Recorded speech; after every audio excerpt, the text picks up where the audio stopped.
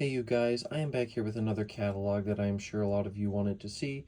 This is the Savoy House fan catalog from 2007.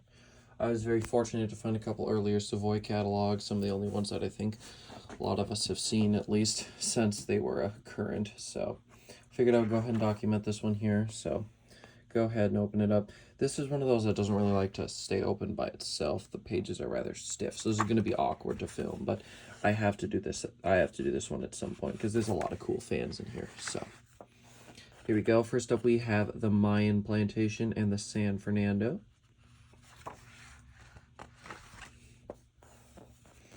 Here is the Elegance and the Burgundy.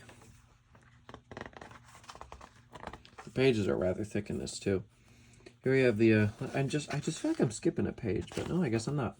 Here we have the Castaneda and the Opalis. I really like these two, especially that one. I love anything with the mission style. And then up next here, we have the, am I skipping? Oh, I was skipping a page there, okay. These things are so thick, Jesus. Anyways, here we have the Brazelton and the Negril. I like the Brazelton a lot, that's a good looking fan. And then here we have got the Fern Spring and the Coyaba, or however you say that. I don't really know. Here we have the Tampico and the Blue Ridge.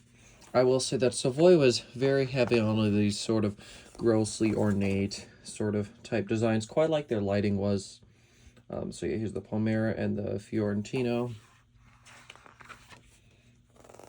Here's the Barley Twist and the Monarch. Here we have the Artisanal and then the Salon Barley Twist, because they had their Salon line of fans, which was just big fans. Here we have the Monarch and the Bristol. Once again, the Salon version. Here we have, as soon as I make sure I didn't skip a page there, nope. Here we have the Empress and the Cumberland. We have the Admiral, which is among my favorites, and then we also have the Villamora. Here we have the Indigo and the Grenadine. Let's see once again. I just keep having to check to make sure I'm not skipping pages. Here we have the Pinatuba and the Gossamer. I almost bought one of these. I wish I kind of did because I always like the look of that fan. Or actually, no, it wasn't the Pinatuba. It was the Carolina, I think was the one. We'll see that in a sec. And like I said, there's the Gossamer. I'm pretty sure it was called the Carolina. I don't remember. I'll remember when I see it. Here's the Palazzo and the Empire. The Bristol and the Pelagio. And this one, you know, it might be a little bit harder. Oh yeah, Carolina, that was it. Yeah, this is the one that I almost bought one, so I kind of wish I did, but it was just kind of far away, and I didn't even bother asking to go get it because I figured it'd be a no. Here we have the Chatwick and the Cloister. I like the Cloister, it's a pretty cool looking fan. And they had like specific light kits for almost every fan. Here we've got the Town Center and the Huntersville. And then we've got the Frisco and then the Roswell there. The Frisco is obviously kind of like the Victorian. Then we have the Lawrenceville and the Colleyville. These are some of their more contemporary fans. Then we have the Aphrodite, which is super cool. I love the look of that one. Then we have the indoor-outdoor fans. We have the Barbados and then the Asheville. Let's see, I think I'm skipping a page there. Nope, I guess I'm not. Here's the Danville and the Portico. The Capri and the Veranda. Here's the Crimson. I believe Disney World or Disneyland. I don't know the difference. Okay, I'm not a crazy Disney fan, so I don't know. But I believe one of them places had some of those, one of them theme parks. Here we have the Torino and the Coronado. And we have the Chatsworth and the Acropolis and the Monticello. They had tons of these sort of lantern style fans that matched lighting exterior collections, which is kind of nice. I think I always kind of like those designs. And then we have the Builder fans. So they had the Elite. Now this was before the, what do you call it? What was that fan called? Oh God, I'm spacing on the name of it. Some of you guys might know what I'm talking about, but it looked just like that. It might have been the Charleston, I don't remember, but it looked just like that. This was the predecessor before they turned it into like a unit pack and renamed it. They did exist side by side for a little bit, I believe.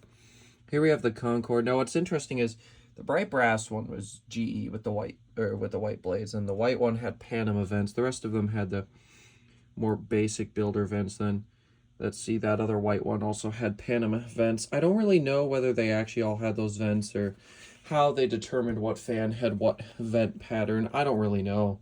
I feel like I've seen a brass one with the Panama vents. I feel like, who's it, Chris Chandler who had a video of that? It might have been, I don't remember. Anyways, here are some of the blades here for those fans.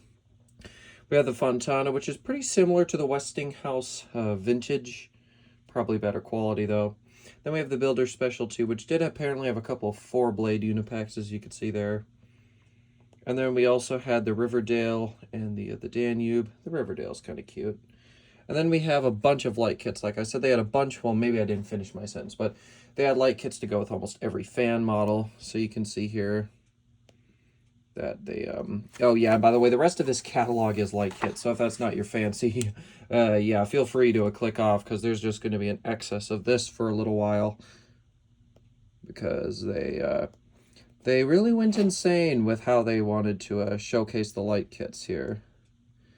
Yeah, as you can see, just an excessive amount, really, of light kits here. Well, not really an excessive amount. This is pretty normal. Just excessive amount of pages to feature it.